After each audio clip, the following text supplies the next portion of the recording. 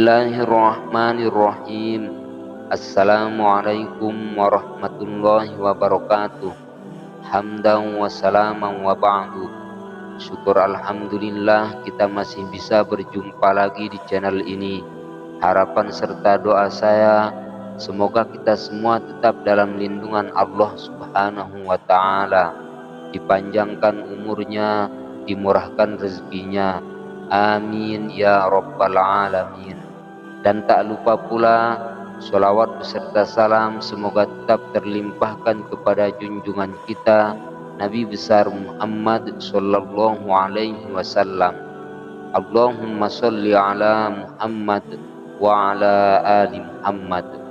Pemirsa yang dirahmati Allah, di dalam ajaran Islam terdapat beberapa hewan yang diperbolehkan dan bahkan disunnahkan untuk dibunuh.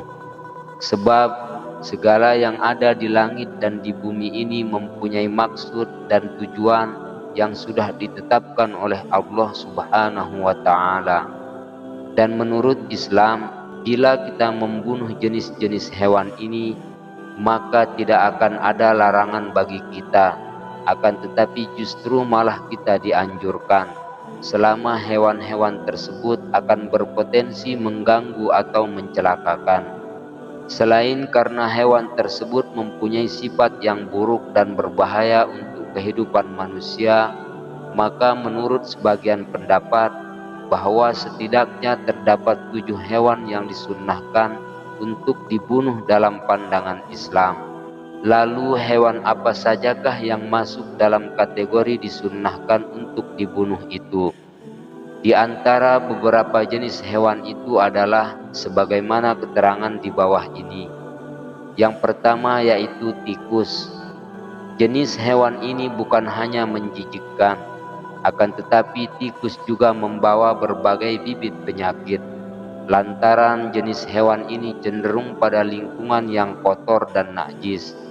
Bila di rumah atau di sawah kita terdapat banyak tikus yang kerap mengganggu rumah dan tanam-tanaman kita, maka salah satu cara untuk mendapatkan kemaslahatan adalah dengan cara membasminya, dan itu pun sesuai kondisi.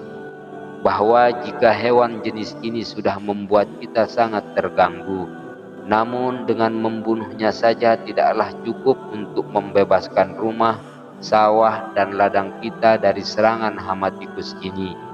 Karena kita juga dituntut hidup bersih, yaitu setidaknya harus menjaga kebersihan tempat tinggal dan lingkungan kita.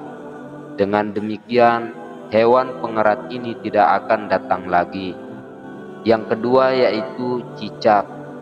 Walaupun cicak memiliki manfaat untuk membantu manusia dalam membasmi nyamuk yang mengganggu, akan tetapi Rasulullah Shallallahu Alaihi Wasallam pernah bersabda dalam sebuah hadisnya yang artinya, dahulu cicak ikut membantu meniup api dengan maksud untuk membakar Nabi Ibrahim alaihissalam.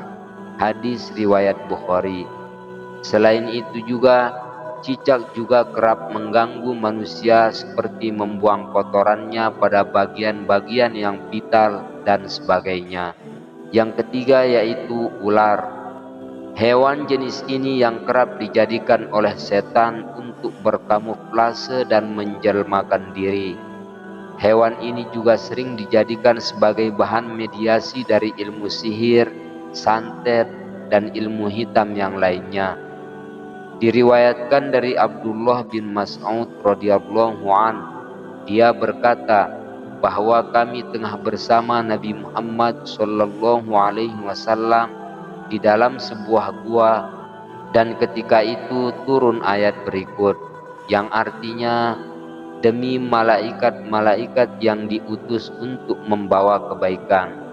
Quran Surat Al-Mursalat ayat 1. Di saat kami akan mengambil air dari mulut gua, kemudian muncullah seekor ular. Lalu Nabi Muhammad Shallallahu Alaihi Wasallam kemudian bersabda yang artinya, bunuhlah ular itu. Maka mereka kemudian berebut untuk membunuh ular tersebut. Lalu Rasulullah Shallallahu Alaihi Wasallam bersabda lagi yang artinya, semoga Allah melindungi dari kejahatan kalian, sebagaimana Dia melindungi kalian dari kejahatannya. Hadis riwayat Bukhari dan Muslim. Yang keempat yaitu anjing liar.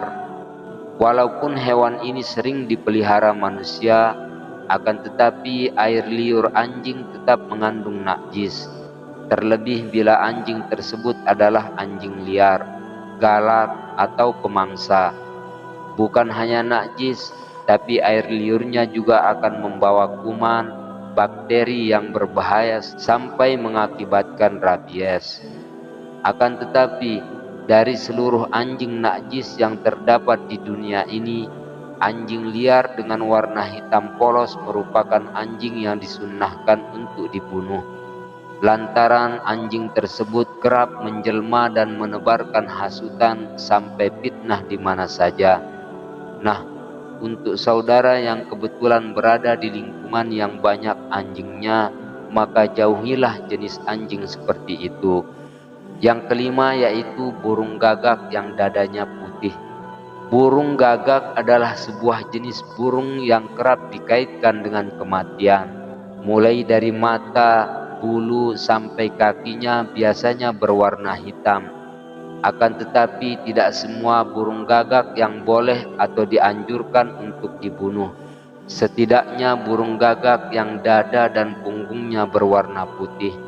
Entah apa alasannya, hanya Rasulullah Shallallahu Alaihi Wasallam dan Allah Subhanahu Wa Taala yang tahu alasannya. Yang keenam yaitu kalajengking. Bila kita sedang berada di alam liar, pastikan untuk membersihkan pakaian dan barang-barang dahulu sebelum dibawa pulang. Lantaran kalajengking adalah salah satu hewan yang kerap bersembunyi di dalam sela-sela kehangatan dan aktivitas manusia. Hewan ini juga memiliki sifat fasik atau mempunyai kecenderungan untuk mengganggu manusia. Bukan hanya sengatannya yang menyakitkan, tapi bisanya juga tak kalah mematikan. Maka dari itu, di mana saja kita menemukan hewan tersebut, pastikan untuk segera membunuhnya sebelum ia menyuntikkan racun yang sangat menyakitkan ke dalam tubuh. Rasulullah Shallallahu Alaihi Wasallam pernah bersabda yang artinya, 5 jenis hewan yang seluruhnya fasik boleh dibunuh di tanah suci, yaitu burung gagak, burung elang, kalajengking, tikus, dan binatang buas. Hadis riwayat Bukhari dan Muslim. Akan tetapi dalam riwayat Muslim, kalajengking diganti dengan ular. Yang ketujuh yaitu burung elang. Disunnahkan dalam Islam untuk membunuh burung elang lantaran mereka adalah jenis burung yang kerap merugikan manusia. Dagingnya tidak dapat dikonsumsi dan kerap memangsa anak ayam. Padahal ayam adalah hewan yang memiliki banyak manfaat untuk manusia dan juga diberikan keistimewaan oleh malaikat. Wallahu a'lam bishawab. Demikianlah yang dapat saya sajikan untuk para pemirsa. Semoga ada manfaatnya. Sekian, wassalamualaikum warahmatullahi wabarakatuh.